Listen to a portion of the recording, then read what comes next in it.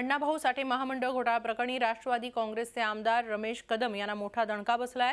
कदम यांची जंगम आणि स्थावर मालमत्ता जप्त करण्याचे आदेश मुंबई सत्र न्यायालयातील विशेष न्यायालयाने दिलेत। त्यानुसार त्यांची एकूण 136 कोटी रुपयांची मालमत्ता जप्तीचे आदेश देण्यात आले। यात शेती, प्लॉट्स, औरंगाबाद इथली मालमत्ता, 20-25 बँक अकाउंट्स अशा एकूण 54 मालमत्ता जप्त करण्यात आल्या आहेत। न्यायमूर्ती टंकीवाला यांनी हे आदेश दिले।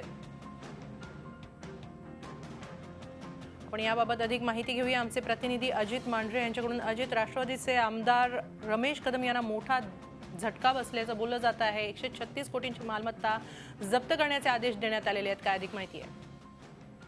केवली ज्या पद्धतीने अण्णाभाऊ साठे महामंडळ जे आहे त्यामध्ये घोटाळा झाला होता, त्याचे आरोप ठेवण्यात आले होते, त्यानुसार चौकशी करून रमेश कदम यांना अटक झाली होती। सध्या ते अटकेत आहेत आणि ते जेलमध्ये आहेत।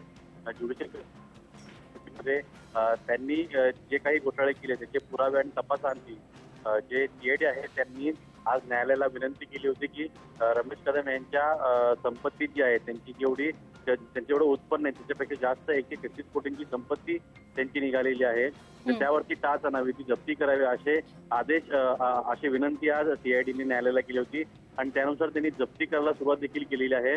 जवळपास जे 25 अकाउंट आहेत, बँक अकाउंट आहेत, त्यामध्ये विविध अकाउंटमध्ये रमेश कदम यांचे लाखो रुपये सापडलेले आहेत।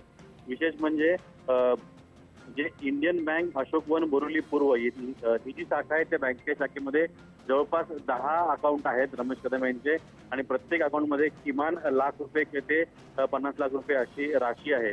एकंदर त्यांचे उत्पन्नापेक्षा जास्त संपत्ती जी होती त्याची चौकशी करून त्यांनी संपत्ती एक्स्ट्रा कमवलेली आहे असा दावा करून सीआयडीने आज न्यायालयाकडे त्यांची ही संपत्ती जप्त करण्याची विनंती केली होती आणि न्यायालयाची विनंती मान्य केल्यानंतर सीआयडीने ही संपत्ती जप्त करायला सुरुवात केलेली आहे। धन्यवाद अजित, आपण दिलेल्या या सविस्तर माहितीसाठी। झी 24 तास रहा एक पाऊल पुढे।